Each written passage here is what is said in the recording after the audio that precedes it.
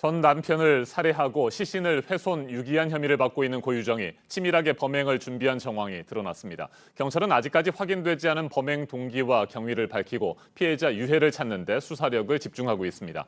그리고 최근 서울 신림동에 이어 봉천동에서도 혼자 사는 여성의 안전을 위협하는 사건이 잇따라 발생하면서 주거 침입 성범죄에 대한 우려도 커지고 있습니다. 두 사건의 피의자 모두 구속됐는데 어느 정도의 처벌을 받게 될지 주목됩니다. 양지열 변호사와 자세하게 짚어보겠습니다.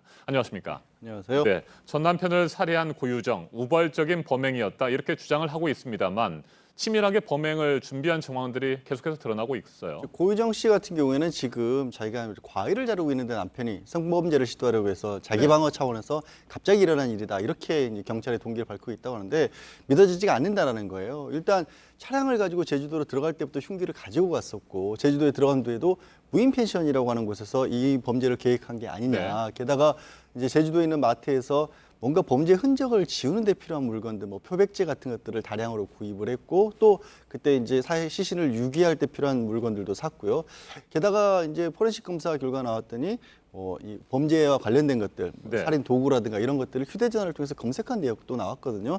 경찰 입장에서 봤을 때 이 정도라면 충분히 계획 범죄로 볼 수밖에 없다. 그렇게 지금 파악하고 있는 거죠. 네, 그렇다면 어떤 이유로 그렇게 잔혹하게 범행을 저질렀을지 뭐 거론되는 얘기들이 있습니까? 사실 경찰에서는 구체적인 얘기를 하지 않고 있습니다. 그러니까 고시 자체가 입을 다물고 있기 때문에 그냥 가족과 관련된 문제다라는 정도로 추정을 하고 있는데 정말 이해가 안 가는 게 아까 이제 처음에 뉴스에도 보셨듯이 남편이 2년 전부터 아들을 못 만났고 그 아들에게 양육비를 주기 위해서 굉장히 어렵게 양육비를 보내왔다라는 사실이 알려지지 않았습니까? 말씀을 드린 이유가 이 부부가 헤어진 이후에도 갈등을 갖게 되는 이유 중에 하나가 이 양육과 관련된 문제이거든요. 그러니까 헤어지고 난 뒤에 한쪽이 너무 책임을 지지 않아서 너무 힘들게 살다 보니까 뭐 좀 갈등이 커지는 경우도 있는데 어려운 생활을 하면서도 꼬박꼬박 아들을 향해서 그렇게 아버지가 양육비를 다 보내주는 그런 정도의 상황이었는데 2년이 지난 시점에서 어떤 원한이 쌓여 있었길래 이렇게 끔찍한 범죄를 저질렀는지 아직은 정말 미궁입니다. 네, 이번 사건 석 달 전에 고유정의 의붓 아들, 4살 난 의붓 아들입니다. 의문의 질식사를 한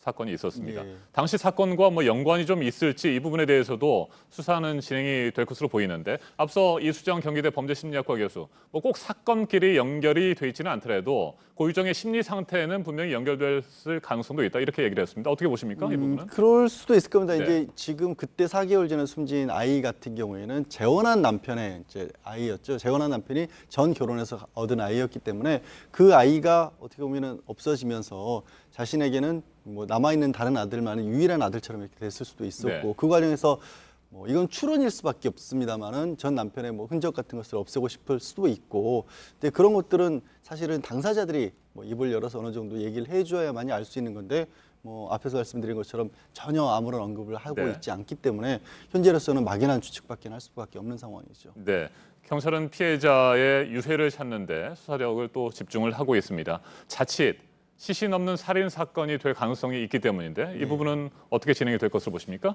만약에 시신 없는 살인 사건이 되더라도 정황 증거들이 많기 때문에 뭐 기소라든가 재판하는데 어려움은 뭐 없지 않을까 이렇게 예상을 합니다. 그런데 지금 현재로서는 사람을 해친 건 분명히 보이고 본인도 자백을 했습니다만은 어떤 방식으로 어떻게 해쳤는지가 나오지 않고 있거든요.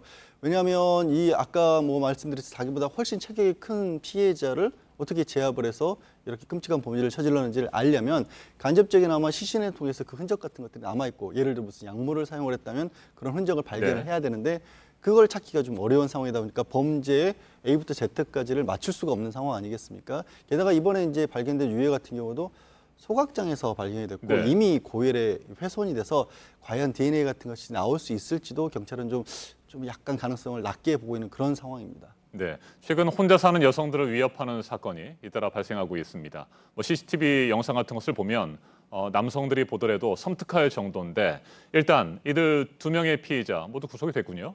뭐 과거에 이제 지난주에 신림동에서 이제 여성을 새벽에 따라가서 문을 열려고 시도했던 남성 같은 경우 주거침입 강간미수로 구속이 됐고요.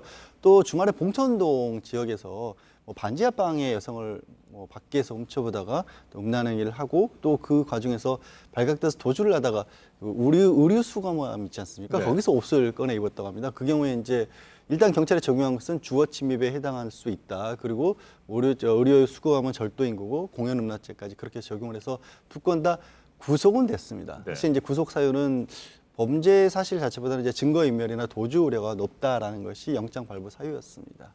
어느 정도나 처벌을 받게 될까요? 뭐 예상하는 것보다는 상당히 가벼운 처벌이 내려질 수도 있다 이런 우려도 있더라고요.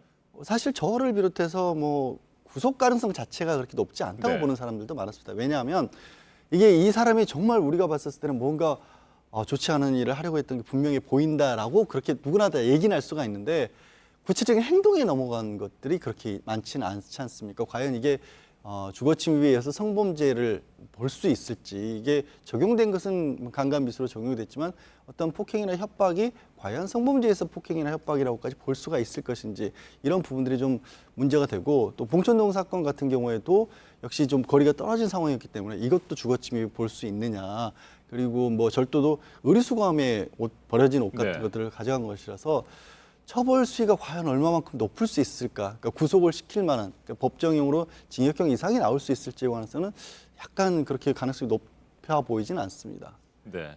이처럼 여성들의 주거지까지 위협하는 사건이 잇따라 발생하고 있는데 뭐 한 조사에 따르면 하루에 한 번꼴로 이 같은 사건이 발생한다는 결과도 네. 있고요. 지난해 같은 경우에 이제 성범죄, 뭐 강간이라든가 강제추행까지 넓게 포함을 했을 경우 300건이 넘기 때문에 말씀하신 것처럼 하루에 한 번꼴이 되는 거고, 2015년이나 2016년 통계를 봐도 다 300건이 넘습니다.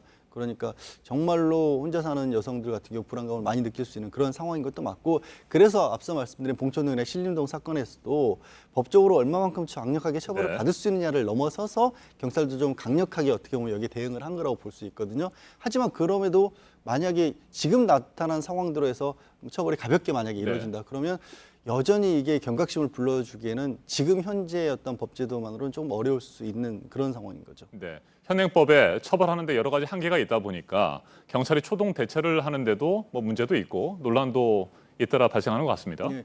왜냐하면 이게 처벌 수위가 높다라고 하는 게, 처벌 수위가 높을 경우에는 경찰이 강제력을 동원할 수 있는 수위도 높아집니다.